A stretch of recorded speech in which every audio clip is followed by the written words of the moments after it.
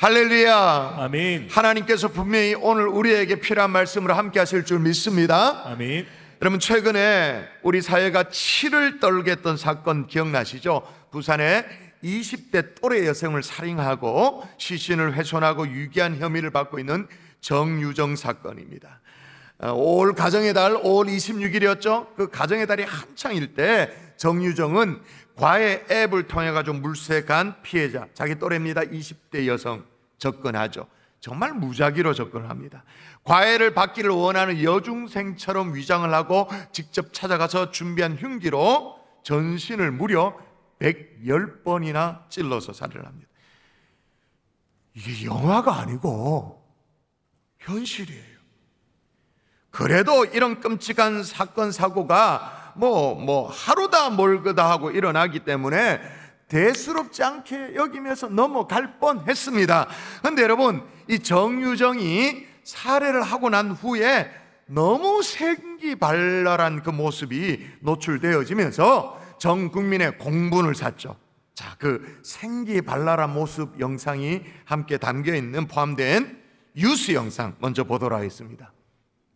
흉악 범죄가 사라지는 건 현실적으로 불가능합니다. 우리가 해야 할 건 이미 벌어진 사건을 꼼꼼히 파악하고 분석해서 비슷한 일이 또 벌어지는 걸 최대한 막는 겁니다. 저희 JTBC는 또래를 살해하고 유기한 혐의로 재판에 넘겨진 정유정의 조사 내용을 취재했습니다. 정유정의 범행 수법과 검거된 뒤에 보인 말과 행동에서 수사당국이 주목한 점은 뭔지 서효정 박사라 기자가 전해드리겠습니다. 사건이 있었던 아파트는 고요했습니다. 하지만 사람들은 그 사건을 입 밖에 내는 것조차 두려워했습니다.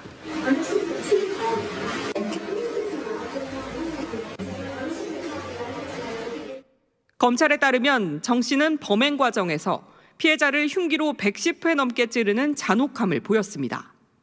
치명상을 주지 못한 신체 부위에서도 피해 흔적이 발견됐습니다.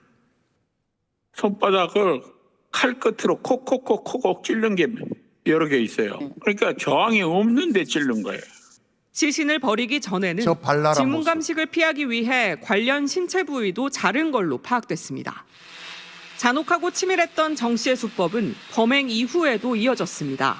조사 당시 검사에게 분명히 피해자를 죽였는데 살아나서 나에게 말을 했다며 자신의 정신감정을 해달라고 요구했다는 겁니다. 범죄 심리학자들은 정 씨가 심신미약 판정을 노린 걸로 해석합니다. 망상을 얘기하게 되면 국내에서 감형됐던 그런 실제 사례도 있거든요. 검찰 조사에서도 일반적인 살인 피해자와 달랐습니다. 참혹한 피해자 사진을 보고도 태어난 모습을 보였다는 겁니다. 정 씨의 사이코패스 검사 결과는 26.3점. 연쇄살인마 강호순과 비슷한 수준으로 고위험군에 속하는 걸로 드러났습니다. JTBC 서효정입니다. 여러분, 저는 처음에 이 뉴스를 접하고는 처음 드는 생각은 분노였습니다. 어떻게 저럴 수가 있는가? 근데 그 다음에는 어떤 마음이었냐면 사람에 대한 두려움이었어요. 저만 그랬나요? 여러분은 아닌가요? 심리 분석가는 사이코패스적인 이 특성이 생각을 행동으로 옮기게 하는데 영향을 미쳤다, 그렇게 말합니다. 실제로 아까 뉴스에도 나왔습니다만 정유정의 사이코패스 이 점수가 26.3점, 그게 어느 정도의 점수냐면 40점 만점인데 보통 사람들이 검사를 하면 15점 안팎의 점수가 나온대요. 그런데 이 26.3점이 어느 정도냐? 영세살인마 있잖아요, 강호순, 거의 비슷한 수준인 거예요. 자, 여러분, 왜 우리 사회에 이런 끔찍한 사건들이 자꾸 벌어질까요? 부모의 돌봄을 잘 보지 못해서 불우하게 자라나서 그렇다? 환경이 그래서 그렇다? 제대로 취업이 안 돼서 전전긍긍하다 보니까 그렇게 했다? 여러 가지 분석이 있습니다. 그러나 바로 어떤 문제냐? 공감의 문제예요. 사람이 사람답게 살도록 도와주는 우리의 감성, 공감. 짐승은 도저히 흉내 못하는 게 그게 공감이에요. 사이코패스 지수가 그렇게 높다라는 건 뭐냐? 공감 이 지수가 현저히 낮아. 공감 능력이 현저히 떨어지다, 그 말인 거예요. 그러니까 공감을 담당하는 우리 전두엽 있지 않습니까? 전두엽의 기능이 망가졌기 때문이라는 거예요. 아마 뇌 사진을 찍어보면 전두엽이 쪼그라들었을 거예요. 그러니까 여러분, 이 공감의 문제는 어떤 유명한 뭐 상담 프로그램을 운영하는 사람, 상담 전문가, 아니면 범죄 심리학자, 이런 사람들의 전유물이 아니고 우리 사회 전반에 너무나도 중요한 이슈가 공감이. 여러분, 공감이 이렇듯 반사회적인 이상한 괴물이 나타나지 않도록 하기 위한 것도 됩니다만은, 공감은 여러분 잘 들으셔야 돼요. 닥쳐질 미래 사회에 대한 해법이기도 한 거예요. 제가 몇 주 전에 말씀드렸잖아요. 큰 산아 내가 무엇이냐라는 제목으로 말씀을 전할 때 IT 평론 전문가의 책을 제가 소개하면서 얘기했잖아요. 로봇 시대 인간의 일.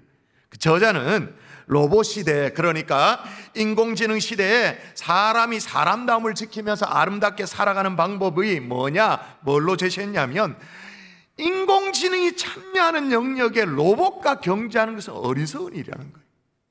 승산이 없다는 거예요. 왜? 아니, 사람보다 더 잘하니까 인공지능이.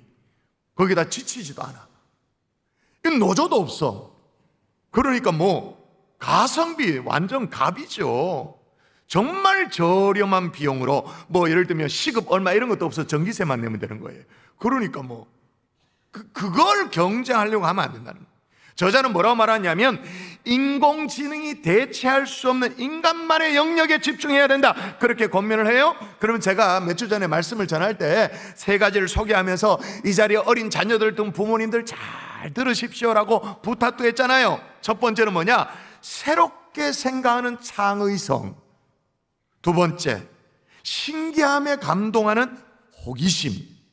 세 번째, 따뜻하게 이웃을 안아주는 공감성. 이게 인간 고유의 영역에 해당되어지는데, 인간을 인간답게, 인간을 사람답게 아름답게 하는 것이라고 말했는데, 여기서도 중요한 게 뭐냐? 공감인 거예요. 자, 그렇다면 여러분의 자녀들을 한번 생각해 보십시다. 여러분의 손자, 손녀를 생각해 보십시다. 새롭게 생각하는 창의성이 길러지고 있나요? 아니면 이기적인 영악함만 더 발달되고 있나요? 어느 쪽인가? 신기함에 감동하는 이 호기심이라고 그렇게 말했는데, 푸르른 하늘을 바라보며 두둥실 떠있는 구름을 바라보며 막 호기심, 감동, 그런 거 전혀 없고, 들에 핀 꽃 한 송이를 보면서 감동, 감탄하지 못하고, 어쩌면 인공지능보다 호기심이 더 없어. 그죠? 더 경직된 사고로만 그렇게 우리 자녀들이 혹시 있나요? 더 나아가서 따뜻하게 이웃을 안아주는 공감성, 절대로 이게 정말로 필요한데, 공감은커녕 몰인정, 비경청으로 일관하고 있지 않나요? 우리 아이들이 만에 하나, 진짜입니다. 만에 하나 그렇다면 이건 진짜 큰일입니다. 왜냐? 우리 자녀가 정유정 같은 사람이 된다, 그럴지도 모른다, 그런 끔찍한 상상은 하고 싶지가 않아요. 그게 안 하더라도 공감 능력이 떨어진다, 그 아이가 살아갈 멀지 않는 미래, 설 자리가 없는 거죠. 설 자리가 없는, 진짜 이거는 위험천만한 문제예요. 오늘 본문에도 따뜻하게 이웃을 안아주니 공감성이 전혀 보이지 않는 사람들이 등장합니다. 예수님께서 예리고 성을 지날 때였어요. 맹인이면서 거지였던 이 바디메오가 지나가는 예수님 그 일행을 향해서 나를 불쌍히 여기소서. 제가 이자 3부 예배를 드리니까 1부, 2부, 3부 계속 보니까 드라마 바이블에 나를 불쌍히 여기소서 하는데 막 얼마나 간절한지 막 그렇게 소리 질러요. 아마 예수님께서 많은 사람들을 치유하셨다는 소문을 들었겠죠. 그런 와중에 지금 그 예수님의 일행이 내가 살고 있는 동리를 지나간다는 소문을 들었겠죠. 그래서 예수님이 지나갈 법한 그 길목을 향해서 어디면지를 잘 모르겠지만, 방향은 잘 모르겠지만, 나사렛 예수여 나를 불쌍히 여기소서 외쳐요. 거기 많은 사람들이 있었어요. 그럼에도 불구하고 아무도 그 얘기를 들어주지 않아. 그의 목소리에 주목하지 않아요. 다시 말해서 아무도 공감하지 않는단 말이에요. 오히려 어떻게 합니까? 한번 읽어볼까요? 많은 사람이, 시작. 많은 사람이 꾸짖어 잠잠하라 하되 되레 뭐 어떻게 시끄럽다고 호되게 야단을 쳐요.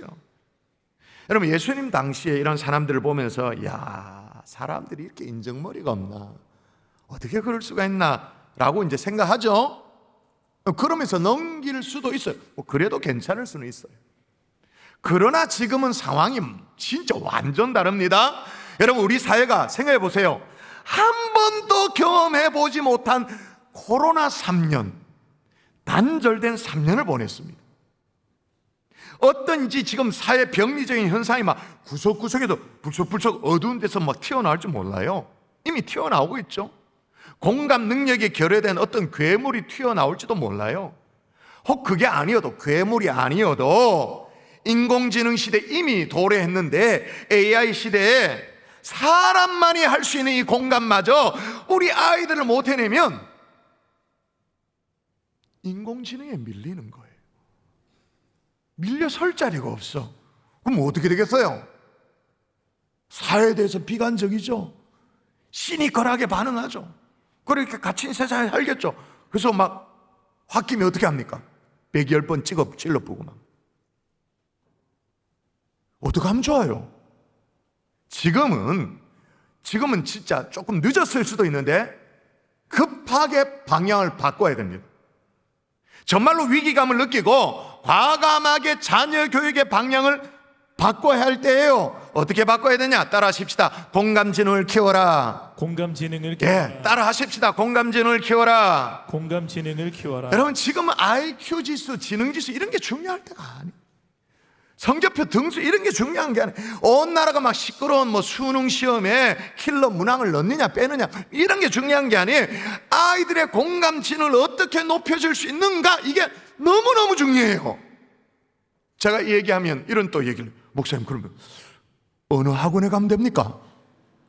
수성구에는 그런 학원이 있겠죠? 뭐 CG에는 있겠죠?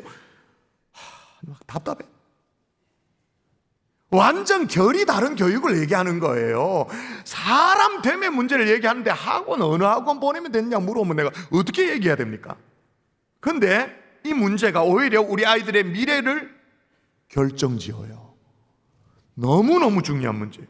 자, 그러면 공감이란 게 뭐예요? 공감은 다른 사람의 감정을 함께 느낄 수 있는 능력이잖아요. 말 그대로 공감. 근데 여러분, 제가 왜 공감 지능을 키워라, 지능이라는 말을 왜 썼을까요? 이게 희한하게 사람마다 다 달라. 오늘 본문만 봐도 많은 사람들은 무관심했잖아요. 근데 우리 주님이 뭐라고 어떻게 해요? 자, 예수께서 읽어볼까요? 시작. 예수께서 머물러 서서 그를 부르라 하시니 일단 가던 길을 멈춰요. 멈춰 서서 그를 불러요. 그죠? 나를 불쌍히 여겨달라고 외치던 그 소경, 그 바디메오를 불러요. 주변에 둘러싸이는 많은 사람들을 이렇게 부른 게 아니에요. 그 사람을 불러요. 왜 많은 사람들은 이 바디메오를 무시하고 공감하지 못했는데 예수님은 멈춰서서 그를 왜 불렀을까요? 차이가 있다면 예수님은 아픔에 공감하셨고 사람들은 공감할 줄을 몰랐고, 그 차이죠. 사실 여러분, 예수님은 최고의 공감 전문가이십니다. 죄인된 우리의 아픔을 공감하시고 우리의 고통을 공감하시려고 어떻게 하셨나요? 하나님이신 그분이 어떻게 인간의 몸을 입고 인카네이션, 이 땅에 오셨어요. 그래서 성경 뭐라고 기록하냐면 제가 읽어볼게요. 우리에게 있는 대제사장은, 예수님은 우리의 연약함을 동정하지 못하실 리가 아니요, 다른 말로 말하면 공감하지 못하실 리가 아니요, 모든 일에 우리와 똑같이 시험을 받으시는데 죄는 없으시니라. 할렐루야. 아멘. 예수님은요, 누구도 흉내낼 수 없는 공감 전문가인 줄 믿습니다. 아멘. 아멘이십니까?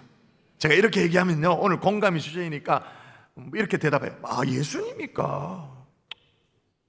예수님은 예수님이셨으니까 공감하시지. 우리는 아닙니다. 우리는 나나 지금 살기도 바쁘고 내 앞가림하기도 바쁜데 뭘 주변을 돌아보고 공감, 그런 거 못합니다. 애시당초 나는 글렀습니다 라고 생각해요? 틀렸어요. 우리도 가능해요.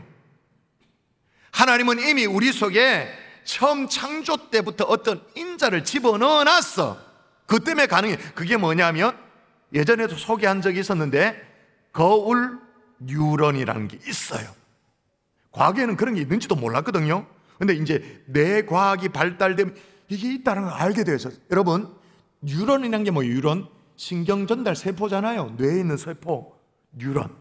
근데 이 거울 뉴런이라는 이 독특한 건 뭐냐면 남의 행동을 보는 것만으로도 자신이 행동한 것처럼 똑같이 느끼고 똑같이 반응하는 그런 신경 전달 세포를 말하는 거예요. 예를 들면 겁니다. 권투 경기를 봐요. 권투 경기 TV에서 봐요. 동영상으로 봐요. 요즘 권투 경기가 잘 없어요. 그 올림픽 종목에서 빠져서 그러나 하여튼 권투 경기를 보는데 말이에요. 그 시청하다 보면 나도 모르게 어금니가 그리고 막 두 손을 막 불끈 쥐고 막 왜 이렇게 될까요? 거울 누런 때문에. 옆 사람이 하품을 해요. 내가 별로 피곤하지도 않아요. 근데 나도 모르게 나도 하품을 해요. 왜냐? 거울 뉴런 때문에. 드라마를 보다가 정말로 슬픈 장면, 주인공이 눈물을 쫙 흘리는 그런 장면을 나도 모르게 막 눈시울이 막 붉어져.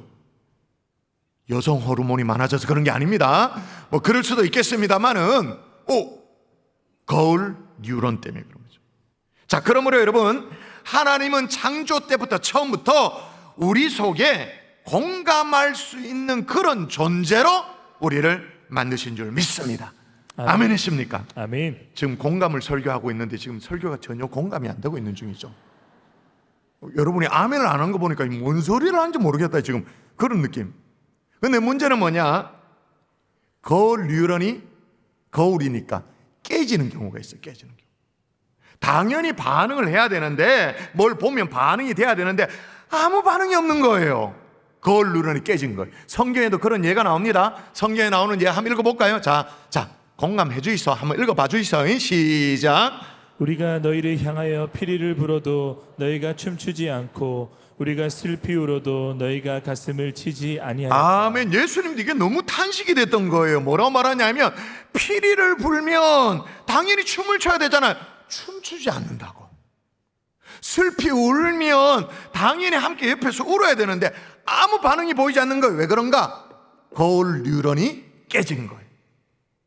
과거에는 이렇게 거울 뉴런이 조금 뭐가 문제 있는 게 어린 아이들 속에, 청소년들 속에 그런 것들이 좀 관찰되었습니다. 근데 요즘은 젊은이들 가운데도, 또 특히 젊은 엄마들 가운데도 그래가지고 자기 배 아파가지고 난 자식을 어떻게 해요? 갖다 버리잖아요. 뭐 이유에 있겠지. 어제 주말에요, 어떤 식당에 갔어요. 우리 가족이 식당에 가서 뭐 밥을 먹는데 뒤 테이블에 애가 막 울고 불고 난리가 났어요. 땡깡을 부리는데 뭔지도 모르겠어. 나는 이렇게 그래 뒤로 쳐다보는데 뭐 어른이 없나 싶었는데 옆에 엄마로 보이는 사람이 앉아 있어. 저 같으면 우리 애들이 지금 다 컸습니다만은 한 몇십 몇 년 전에 우리 애들이 그렇게 막 땡깡을 부리고 막 그렇게 막 고함을 지르고 막 그렇게 울면 내가 막 안절부절이 안 됐을 것 같은데 그 엄마는 태연해. 그러니까 지금 주말 식사 자리에 다른 테이블이 이 상황을 어떻게 받아들일지 전혀 공감이 안 되는 거예요. 진짜 안 되고 그냥 자기 옆에 애만 이렇게 뭐 어떤 다른 사람들이 어떤 마음의 불편함이 있을지 귀한 이 주말 시간을 얼마나 지금 방해하고 이런 공감이 전혀 안 되는 거예요. 젊은 엄마들 사이도 그런 것 같아요. 자, 그렇다면 이 거울 뉴런이 깨뜨려지지 않고 어떻게 공감을 키워낼 수 있는가? 여러분, 오랫동안요 뇌과학자들이 오해한 게 있어요. 그게 뭐냐? 인간 본성이 변하지 않듯이 공감도 변하지 않는다라고 그렇게 믿었어요. 그러니까 원래 생겨 먹는 대로 그렇게 산다 그 말인 거예요. 여러분, 이게 진짜라면 우리는 개선의 여지가 없죠? 오늘 설교도 아무 의미가 없어요? 근데 최근에 뇌과학자들의 연구에 의하면 뇌를 연구해 보니까 너무 신비해. 평생에 걸쳐서 이게 변화하더래요. 뇌가 공감 또한 발달하더래요. 마치 지능처럼 그렇게 발달하더라. 그래서 뇌과학자 자민을 자키는 뭐라고까지 얘기했냐? 책 제목이 중요한데 뭐라고 말하냐면 공감은 지능이다 그렇게 말합니다. 따라하십시다. 공감은 지능이다. 지능이다. 지능이다. 지능이다. 지능 발달의 여지가 있다 그 말인 거예요. 일례로 보통 이렇게 얘기합니다. 남성과 여성이 공감을 잘하는 사람이 여자분들이 조금 공감을 잘하고 남자분들은 좀 뭐 이렇게 둔하다 그런 속설이 있죠. 한 실험에 참가자들 남녀 똑같이 어떤 감정이 느껴지는 비디오를 보여줬어요. 그러고 난 후에 그 비디오 속의 주인공이 어떤 감정이었을까를 맞추도록 그렇게 했습니다. 처음에 딱 실험을 했더니 우리가 예측하는 것처럼 남자의 정답이 현저히 떨어져요. 그 주인공, 그 비디오에 나오는 사람들의 감정이 어떤지 잘 읽어내지를 못해. 여성분들이 훨씬 높아요. 근데 후속 연구에서요, 조건을 달았어요. 감정을 정확하게 이해한 사람에게는 상금을 지급한다 라고 조건을 내거든요. 그랬더니 공감 능력의 남녀 성별 차이가 없어지더라는 거예요. 여러분 생각해보세요. 아니 조건을 단 건 똑같잖아요. 상금은 똑같잖아요. 그러면 여성분들도 좀 발전을 해가지고 이렇게 동기부여 받아서 여성분들도 올라가겠죠. 당연히 남자분들도 올라가요. 그러면 남녀 격차가 계속 있어야 되는 거예요. 어느 정도는. 그런데 남녀 격차가 없더라는 거예요. 또 다른 연구팀은요, 남성들에게 처음부터 이렇게 얘기를 하면서 얘기했대요. 여성분들은 세심한 남자에게 매력을 느낍니다라는 그런 조건화를 했대. 그랬더니 공감이 남녀 똑같아요. 둘 다 어떤 결론이냐 하면, 이 실험의 결론은 공감은 너무너무 중요합니다. 선택할 수 있다. 공감이 원래 내가 그렇게 생겨 먹었고, 뭐 이렇게 뭐가 이렇게 외부에 자극이 오면 자동적으로 반응하는 것이라고 그렇게 생각을 했는데 다 틀렸다라는 게, 공감은 내가 의도적으로, 의식적으로 선택할 수 있다라는 연구예요. 그러므로 여러분, 공감은 고정된 것이 아니라 근육처럼 늘어나는 것, 쓰면 쓸수록, 개발하면 할수록 더 늘어나는 거예요. 공감 지능을 키울 수 있기를 주의 이름으로 축원합니다. 아멘. 축원합니다. 아멘. 자, 하나님은 그러면 이렇게 되어지죠. 우리에게 창조 때부터 충분히 공감하며 살도록 거울 뉴런이라는 인자를 우리에게 넣어주신 거죠. 그리고 공감 지능이라고 얘기할 만큼 하나님께서 이건 타고나는 것이 아니라 키워낼 수 있도록 그렇게 우리를 창조하시고 만들어 주신 줄 믿습니다. 아멘. 자, 그럼 어떻게 키울 것인가? 따라하십시다. 공동체를 경험하게 하라. 경험하게 하라. 자, 우리에게 거울 뉴런이란 걸 심어줘가지고는 공감이 가능하도록 하신 분이 하나님이시라면, 또 우리 같은 죄인이 감히 흉내낼 수 없는 공감이라게 가능하도록 하신 분이 하나님이시라면, 하나님이 어떤 분이시냐가 중요하잖아요. 그렇게 하셨다면서요. 그렇게 우리를 만드셨다면서요. 그러면 그 하나님이 어떤 분이냐가 너무너무 중요한 힌트인데, 창세기 1장에 보면 우리에게 아주 중요한 힌트를 줘요. 하나님이 우리를 처음 만드실 때 어떻게 만드셨느냐? 하나님이 이르시되 우리의 형상을 따라 우리의 모양대로 우리가 사람을 만들고. 자, 여기 보니까 하나님이 누구의 형상을 따라? 대답하세요. 누구의 형상을 따라? 우리. 예, 우리의 형상을 따라. 누구의 모양대로? 우리의 모양대로 우리가 사람을 만들자. 내가 만들자라고 말하지 않았어요? 우리가 하나님의 공동체성인 거죠. 여러분, 하나님은 우리 인간의 뇌로 도무지 이해할 수 없는 신비한 방법으로 성부 하나님, 성자 하나님, 성령 하나님, 공동체, 삼일체 하나님이시죠. 이 주제를 오늘 설교할 수는 없어요. 다음에 기회가 되면 삼일체 이 부분에 대해서 다루기로 하고, 중요한 건 뭐냐? 하나님이 하나님의 형상을 따라 우리를 만드셨다, 창조하셨다, 그렇게 말했는데, 그러면 하나님 속에 있는 하나님의 공동체성 우리 속에도 있을까요, 없을까요? 당연히 있죠. 하나님 형상을 따라라고 말했으니까. 물론 우리의 죄로 말미암아 그 어떤 하나님의 형상이 어그러지기도 했습니다만은, 우리 속에 뭐가 각인되어 있는 건가? 하나님의 공동체성. 아멘이십니까? 아멘. 여러분, 부부 사이에도요, 철저하게 개인으로 사는 부부가 있는가 하면 부부 사이에도 공동체성이 발달되어 있는 부부가 있어요. 가족 간에도 노는 것도 따로따로 노는 그런 가족이 있는가 하면 공동체성이 발달되는 가족이 있어요. 성도도 마찬가지고. 지난주 주말이었죠. 우리 당의 장로님들이 부부 수련회, 우리 경산조항 역사상 처음으로 있는 당의 부부 수련회를 가졌습니다. 24가정이 함께, 또 스태프들도 함께 저랑 이렇게 다, 저희 가정도 그렇게 참여하고, 그래서 이제 저녁 늦게 1m 간격 좁히기, 지난 주일에 설교 때도 소개했던 그걸 했어요. 부부간에 이렇게 마주보도록 이렇게 했습니다. 서로의 얘기를 들어주고 거기도 공감해주고 뭐라고 핀잔하지 말고 그걸 설명하려고 그러지 말고 충분히 한 사람의 얘기를 듣고 공감해주고 이렇게 해주라고 그렇게 했어요. 제가 이제 그렇게 하면서 앞에서 마이크를 잡고 이제 인도를 했어요. 근데 스텝으로 참여한 은성수 목사님이요, 열심히 막 돌아다니면서 사진을 찍는 거예요.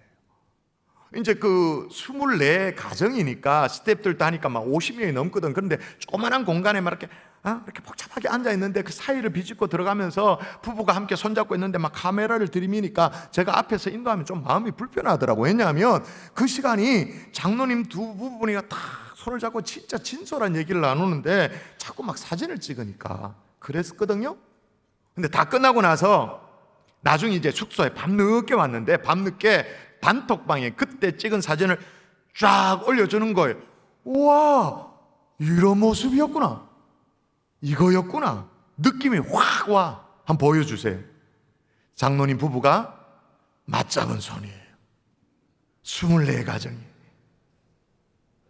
부부간에도 공감받아본 사람이 가족을 공감할 수 있어요.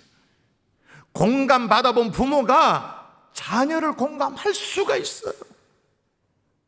여러분에게 마음을 읽어주는 그런 가족 공동체가 있나요? 내 말을 들어주는 공동체, 내 마음을 이해하는 그런 공동체, 무슨 뭐 당장 해결을 주는 게 아니어도 그런 게 있냐 그 말이죠.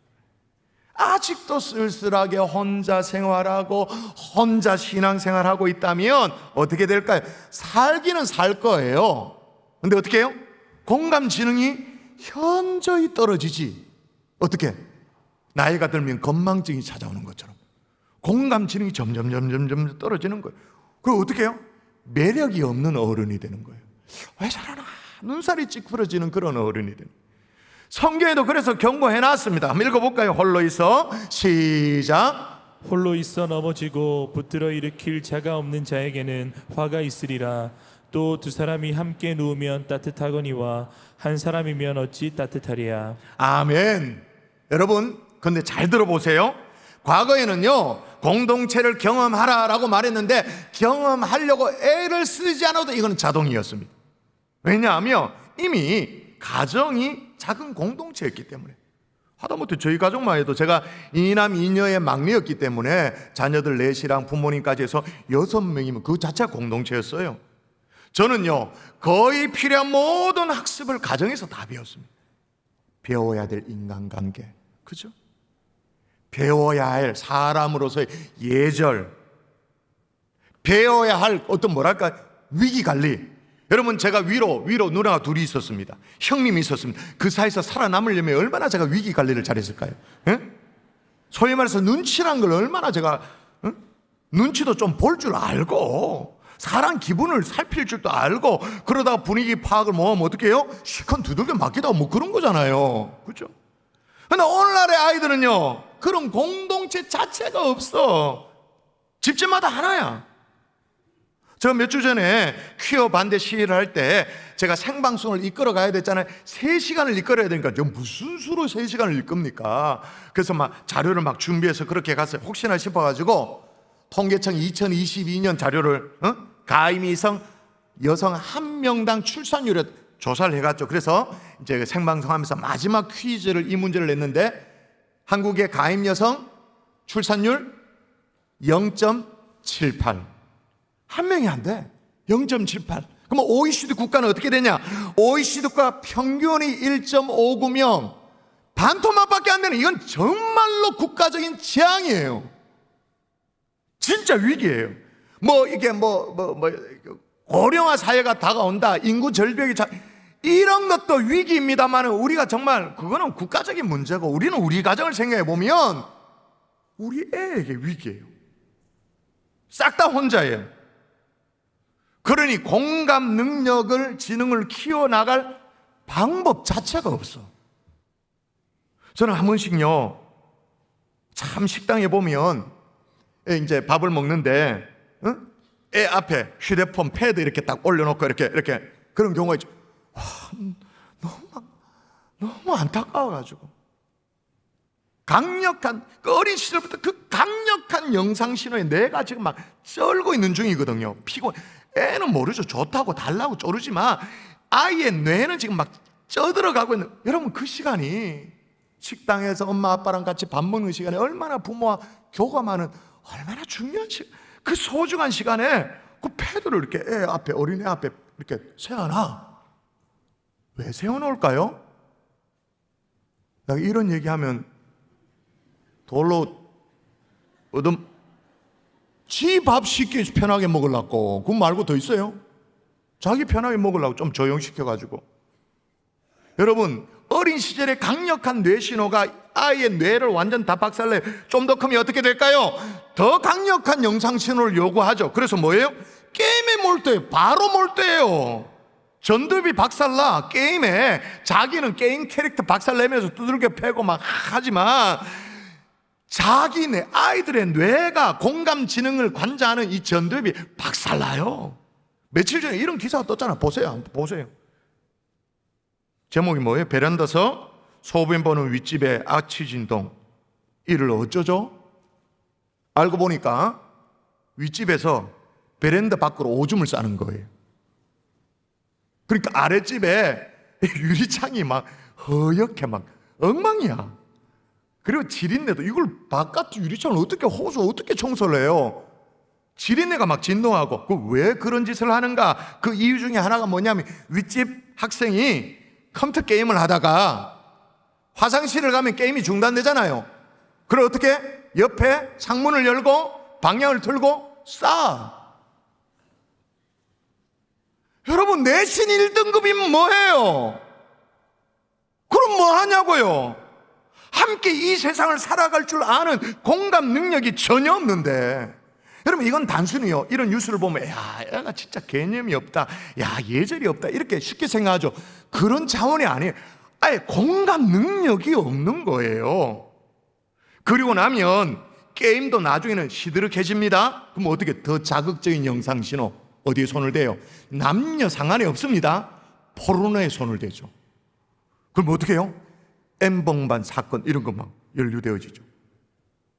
그런 아이들이, 우리 아이들의 뇌가 어떻게 되어 있느냐? 전문가에 의하면 오랫동안 마약에 노출되어 있는 중독된 뇌하고 똑같다, 그렇게 말하죠. 거기다가 우리 아이들이 이어폰까지 껴 철저하게 세상과 단절하니 공감 능력은 어떻게 해요? 쪼그라드는 거예요. 나쁘게 말하면 지금 각 가정에서요, 괴물이 키워지고 있는, 괴물이. 조금 좋게 말해가지고 아주 유별난 우주가 지금 하나씩 키워지고 있는 거죠. 그래서 이 사회가 어떤 사회냐? 각각의 우주가 만나가지고 해괴한 지금 별들의 전쟁 중인 거예요, 이 사회가. 성경 분명히 그렇게 말했습니다. 철이 철을 날카롭게 하는 것 같이. 철 아니다고 말하지 않았습니다. 철이라고 말했습니다. 그러나 철이 철을 날카롭게 하는 것 같이 사람이 그의 친구의 얼굴을 빛나게 하느니라 라고 말했는데 친구가 하나 없어. 제대로 된 식구가 하나 없어. 그러므로 여러분, 제가 정말로 부탁드려요. 원초적인 부탁을 드려요. 여러분, 여러분의 자녀를 위해서라도 가능하면 지금이라도 2명 이상의 자녀를 낳아 키울 수 있기를 주의 이름으로 부탁드립니다. 아멘. 오, 여러분 아멘 하시네. 와, 일부 예배는요 진짜 한 명도 아멘 안 했어요. 내가 막 설교하다 낙심할 뻔 안 했어요. 2부 때는 아멘을 좀 하셨어. 와, 여러분은 아멘이 여러분의 며느리에 해당되는 일이니까 아멘 하셨구나. 내일 아니다 이래가지고 아멘 하셨구나. 여러분, 이건 정말이에요. 괴물 같은 우주 하나를 데리고, 그걸 데리고 막 전전긍긍하고 막 뒤치다꺼리하고 막 그래 사는 것보다 우주 둘을 낳아가지고 우주가 서로를 성숙하게 하는 것이, 물론 양육비는 좀 더 들겠죠. 훨씬 건강한 자녀 키울 수 있는 방법이라는 거예요. 동의하십니까? 할머니들은 아멘 하지 말고. 저희 집에 애들만 해도 마찬가지예요. 우리 애들이 연년생이잖아요. 저희 집에 애도요, 첫째가 6년 만에 애가 태어났어요. 브림 클리닉 좀 받고 그래가지고 6년 만에 첫째 애가 태어나니까 얼마나 귀해요. 저도 귀하고 할아버지 할머니 볼 때도 귀하고, 그러니까 막 고집 덩어리야. 둘째는 연년생으로 태어났거든요. 둘째도 만만찮아. 막 둘이 들이부터 싸우는데 막 죽을 것 같아. 야, 지금에서야 얘기할 수 있다. 애들이 다 컸으니. 목사가 절로 기도가 터져나올 정도로 그렇게 기도하는 거 있는 거예요. 지금 3부 예배에 우리 애들은 없거든요. 2부 예배 때 제가 살살 얘기하고 지나갔습니다. 우리 혜강이와 우리 미가 그 정도였는데요. 어릴 때요, 사춘기 시절에, 그러니까 뭐 초등학교 5학년, 6학년 이렇게 됐을 때 그때였던 것 같은데, 이제 어디 갔는데 엄마 아빠가 좀 거리 멀리 좀 떨어져 있었어요. 떨어져 있었던 거죠. 근데 이 둘이요, 저 멀리서 오는데 둘이 손을 잡고 오는 거 있죠. 야, 와, 그럴 수가 없어. 둘이 손을 잡고 온다는, 있을 수가 없는 일인데 그걸 하는 걸. 마치 어떤 느낌이냐면 혜강이가 자기 동생, 여동생 우리미를 마치 보디가드 하듯이 딱 잡고는 어디 놓치면 큰일 난다. 이래가지고 이렇게 오는 거. 와, 저런 거구나. 여러분, 그런 가족 공동체를 자녀에게 선물하는 것이 이미 물 건너갔다, 우리 집은 안 된다, 그런 데도 있죠. 이제 남은 것이 있어요. 교회 공동체를 경험하게 하는 거예요. 여러분, 지금 아이들이 어디에서 공동체성을 배웁니까? 배울 곳이 한 군데도 없어요. 여러분, 공동체에서 어려서부터 양보할 줄을 알고 내 감정을 나눌 줄도 알고, 속상하면 속상한 일도 있겠죠. 그 문제를 공동체 안에서 풀어내는 방법을 애들이 배워야 돼요. 배려를 배우고 조율을 배우고, 기계적으로 뭐 학교 하고 왔다 갔다 아닌 거예요. 그러니까 그걸 못 배우니까 수 틀리면 어떻게 돼요? 순저주죠. 비난이죠. 조롱이죠. 여러분, 저는 다가오는 여름 성경학교, 우리 주일학교 수련회가 우리 아이들에게 공동체를 경험하게 하는 너무너무 소중한 기회라고 저는 믿습니다. 아멘. 물론 처음에는요, 공동체를 경험하지 못한 이런 아이들에게는 학교 다닌다고 공동체를 경험한다, 그게 아니에요. 학교는 그냥 댕기는 거지. 공동체를 경험해 본 이런 일이 없는 아이들에게는 처음 이 부서에 가는 게 너무 힘들 거예요.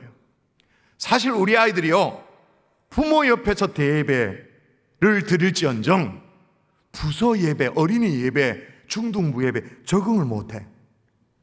부모가 착각하면 안 됩니다. 우리 아이는 대예배를 좋아한다, 착각하면 안 돼. 우리 아이는 담임 목사님 설교 은혜 받고 엄청난 착각입니다. 마지 못해 그냥 옆에 앉아 있는 거지. 왜? 부서는 불편하니까. 그만큼 뭐예요? 약하다는 뜻이에요. 서로의 인격이 만나서 사람을 사귀고 인격이 부대끼고, 그런 공동체가 낯설고 너무 힘든 거예요. 그만큼 우리 아이들이 약골이다, 그 말입니다. 그런 아이들이 20살이 되어져서 군대를 어떻게 갑니까? 그렇게 자라난 아이들이 대학을 졸업했다고 사회에 어떻게 적응을 합니까? 여러분, 저는 확신할 수 있어요. 아직은 우리 경산중앙교회 주일학교 건강한 줄 믿습니다. 아멘. 교회 공동체를 경험할 수 있도록 우리 자녀들을 적극적으로 도울 수 있는 부모님 될 수 있기를 주 예수의 이름으로 축원합니다. 아멘. 교회 안에 친구가 있어야 돼요. 방학 때 놀러 가는, 그 집에 놀러 가는 친구가 있어야 돼요. 그래야 그나마 우리 아이들의 미래가 밝을 수 있어요. 인공지능과 싸워서. 그런데 여러분, 공동체를 경험하긴 하는데 공동체에서 뭘 배우냐가 중요하거든요. 따라 하십시다. 경쟁이 아니라 존중을 가르치라. 자, 그럼 오늘 본문에 예수님과 제자들 허다한 무리가 있었는데, 여리고 가실 때 말이요, 맹인 거지 바디메오 만났다고 했잖아요. 허다한 무리는 뭐 어쩔 수 없이 그랬다 칩시다. 그럼 제자들은 공동체를 경험 안 했나? 했잖아요. 12명 제자 공동체. 그런데 여러분, 공동체를 경험해도 그 공동체에서 뭘 배우냐가 중요해요. 오늘 본문에 앞서 보면 주님으로부터 부름받은 이 제자들이 공동체를 이루긴 했어요. 근데 뭐에 관심이 그득했느냐? 세베대의 아들 야고보와 요한이 예수님께 청탁을 합니다. 쓱 청탁. 뭐라고? 여짜오되 주의 영광 중에서 우리를 하나는 주의 우편에 하나는 좌편에 앉게 하여 주옵소서. 마태복음의 기록에 의하면 그의 어머니까지 치맛바람을 날려가지고는 아들들 데리고 쓱 예수님 앞에 와서 절하면서 청탁을 해서 좌의정 우의정 부탁을 해요. 그러니까 다른 제자들이 기분 좋습니까? 화나죠. 신기가 불편해요. 딱 본문에 나와요. 자, 읽어볼까요? 열 제자가 시작. 열 제자가 듣고 야고보와 요한에 대하여 화를 내거늘 예. 이런 경쟁 공동체에서는 공감 지능을 키울 수가 없어. 그러니 제가 얘기한 학교는 어렵다고 얘기하는 게 이거예요. 오죽했으면 이런 제자들이 예수님 뭐라고 말하니 너희 중에 누구든지 크고자 하는 자는 너희를 섬기는 자가 되고 라고 말하면 그 다음에 이렇게 말합니다. 읽어볼까요? 너희 중에 시작. 너희 중에 누구든지 으뜸이 되고자 하는 자는 모든 사람의 종이 되어야 하리라. 아멘. 그러니까 우리의 공감 지능을 갉아먹는 게 뭐냐? 경쟁이에요. 근데 불행하게도 경쟁이 아닌 게 있습니까? 싹 다 경쟁이지. 심지어 부모님이 자기 사랑하는 자식에게, 아이에게 뭔가를 훈육할 때도 경쟁의 원리로 가르치죠. 누가 먼저 빨리 하나 보자, 뭐 이런 식으로. 심지어는 아이에게 간식을 먹여요. 뭐 사과 깎아가지고 포크에 찍어줘요. 이렇게 들고는 어떻게 합니까? 사과 먹을래? 엄마 먹는다? 엄마 먹는다? 간식을 먹일 때도 경쟁의 원리를 사용해요. 심지어는요, 주일학교에서, 우리 주일학교가 아니길 바랍니다만은 성경 교육을 해도 누가 빨리 하냐, 누가 먼저, 경쟁의 원리를 활용해서 성경을 가르칠 때도 심지어 그렇게 가르쳐요. 요즘 드라마 제목 가운데 그런 게 있더라고요. 행복 배틀이라고. 희한해, 그건 뭔가 싶어서 이렇게 보니까 작가 의도가 뭐냐면 행복도 경쟁이라는 거예요. 그래서 행복 배틀 어떻게 하느냐, 자기의 행복을 올릴 수 없으니까 상대의 행복을 깎아내리면 된다는 거예요. 그러면 상대적으로는 우위를 점유한다. 행복 배틀. 이 뿌리 깊은 경쟁을 뽑아내어야 우리 아이들에게 죽어가던 전두엽이 살아나는 거예요. 깨어진 이 거울 뉴런이 다시 회복되어지게 되는 줄 믿습니다. 아멘. 그래야 4차 산업혁명 시대에, AI 인공지능 시대에 이 사회를 이끌 수 있는 주역들로 우리 자녀들이 쓰임받게 될 줄 믿습니다. 아멘. 너무 중요한 거예요. 말씀의 결론 맺을게요. 하버드 대학에서 인생 성장 보고서라는 것만 72년 동안 이 지구상에 존재하는 연구 가운데 72년을 연구한 게 없거든요. 가장 최장기간 동안 연구한 거였어요. 근데 연구 제목이 뭐냐? 사람이 어떻게 좀 더 행복할 수 있는가? 근데 보통 돈이라고 생각하잖아요. 아니었어요. 72년 동안 연구했는데 명예 아니었어요. 건강도 아니었어요. 놀랍게도 사람이 행복감을 느끼는 가장 중요한 이유는 관계였어요. 관계. 좋은 관계를 맺는 능력이 있는 사람이 행복한데 여기에 필수적인 게 뭐냐? 공감 지능이에요. 근데 이게 진짜 천만다행인 게 만일에 우리가 행복해지려면 돈이 최고다. 그러면 여러분, 돈으로 행복해지려면 우리가 얼마나 벌어야 됩니까? 아니, 행복해질 만큼 벌 수나 있을까요, 우리가? 할 자신이 없지. 근데 관계는 공감 지능을 키우기만 하면 얼마든지 행복해질 수 있어요. 더 행복해질 수 있어요. 공감이 안 되는구나. 차라리 나는 돈을 버는 쪽이 훨씬 빠르겠다. 그래, 해보세요. 되는가? 언제나 우리 욕망의 이 덩어리이기 때문에 언제나 불만이지. 혹시나 여러분의 자녀들 피리를 불어도 춤추지 않고 슬피 울어도 가슴을 치지 않는 그런 자녀들이 아닙니까? 아니, 자녀들을 사육해놓고 왜 양육했다고 거짓말을 해요, 부모들이. 사육해놓고는. 원래 하나님이 우리에게 주신 공감 지능을 키워내자고요. 그동안 무시했던, 잃어버렸던 가족 공동체, 교회 공동체 회복함으로 하버드대에서 인생 성장 보고서 72년 연구의 결론, 공감으로 말미암아 얻는 이 행복 선물해 줄 수 있는 하나님의 종들이 될 수 있기를 주 예수의 이름으로 축원합니다. 아멘.